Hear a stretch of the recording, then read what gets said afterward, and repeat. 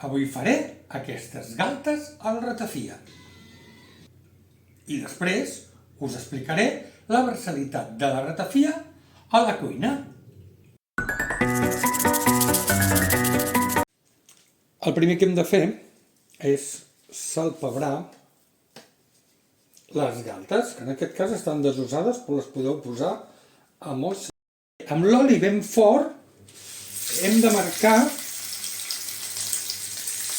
les galtes i un cop estan fellejades per les dues bandes les reservem. Amb el mateix oli que havíem marcat les galtes hem afegit el porro tallat a rotllanes i a foc mig baix i deixarem que es vagi fent una miqueta. Penseu que el porro té un gust dolç que combina molt bé amb la ratafia. És per aquest motiu que jo m'hi afegeixo altres ingredients, com podria ser pastanaga, ceba, all, perquè el que vull en aquest cas és potenciar el gust de la ratafia. Tampoc hi afegirem cap tipus d'espècie i herba, perquè la ratafia, com us explicaré al final del vídeo, està fet amb moltes espècies, herbes, plantes, i ja té un gust potent. I no necessitem, doncs, afegir cap altre ingredient, perquè el que volem és ressaltar tots aquests gustos.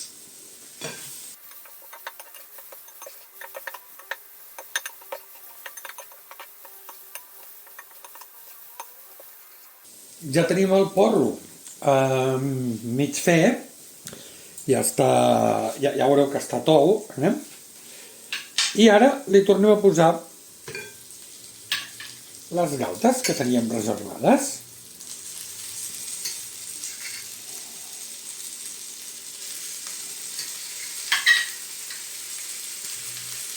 I ara pujarem al foc i tot seguit hi tirem la ratafia. Un bon got de ratafia. I amb el foc ben alt deixem 5 minuts perquè es vagi evaporant l'alcohol. Passats aquests 5 minuts, abaixem el foc bastant baix. Acabem de cobrir una miqueta més amb aigua, que quedi 3/4 de les galtes cobertes. Posem una miqueta més. Aquí. Val? Així. Ara, foc baix.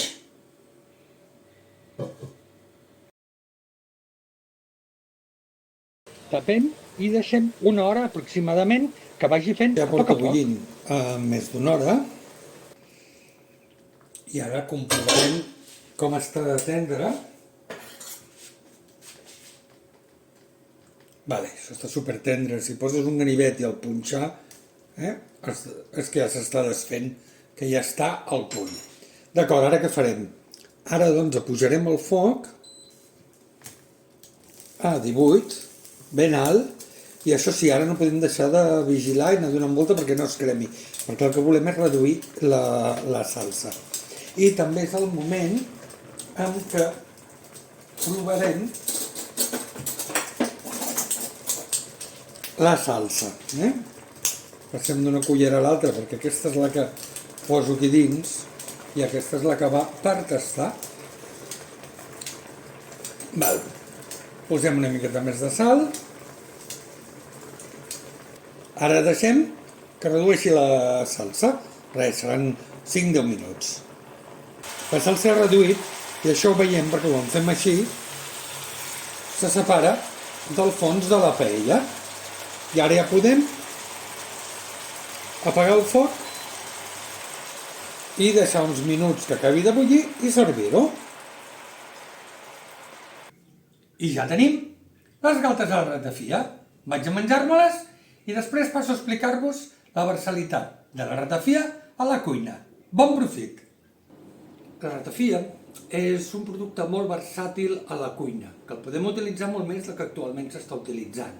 Per què és tan versàtil la ratafia? Per la seva composició. Penseu que la ratafia porta una mitjana de 40-50 herbes aromàtiques. Al mínim podríem dir que serien 20 i hi ha qui arriba fins a les 120 herbes aromàtiques diferents. Això ens dona uns aromes i una intensitat que pocs ingredients ens poden arribar a donar. Per això, quan ho cuinem, és molt important tampoc omplir molt el plat d'altres gustos, que tingui tota la personalitat que té la ratafia. Haureu vist que amb la recepta que jo us he fet hi havia un sofregit només de porro, ho podeu fer amb ceba, però no hi poso molts productes, jo prefereixo el porro per la seva dolçor, que envolta també la dolçor que té la ratafia, no? Després hi posem la carn i la ratafia i sal. Si voleu podeu posar una miqueta de pebre, però jo no li posaria, perquè la ratafia ja ens aromatitza suficientment. Penseu que la ratafia està feta, com us he dit, amb diferents herbes. Les essencials serien, evidentment, la nou amarga collida per Sant Joan i després la canyella, la pell de llimona, la clau d'olor, el fonoll. Aquests serien herbes essencials. Després, cada mestre té la seva fórmula. Podem arribar fins a 120 amb un mínim de 20. La ratafia, malauradament, no la utilitzem a la cuina tant com la podríem utilitzar.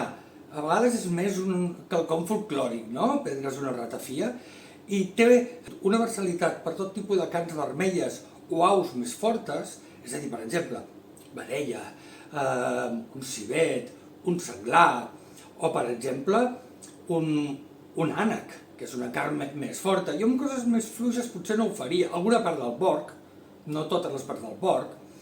Amb peixos jo no he provat i jo tampoc ho faria perquè crec que la potència que té la ratafia no s'adequa a la sensibilitat que necessita el peix. I també ho podem fer servir amb dolços. Un flam, res, unes gotetes de ratafia, no cal posar-li gaire, Quan cuines el flam t'aromatitza tot el flam. O un pastís. És a dir, és un producte nostre, que a vegades ens anem a altres productes que no els vull deslegitimar, però tenim aquest producte tan potent, amb la força que té, que el podem aprofitar molt més i ens donarà als plats un gust, no només nostre, sinó un gust realment que sorprendrà. I recordeu, la cuina és cultura.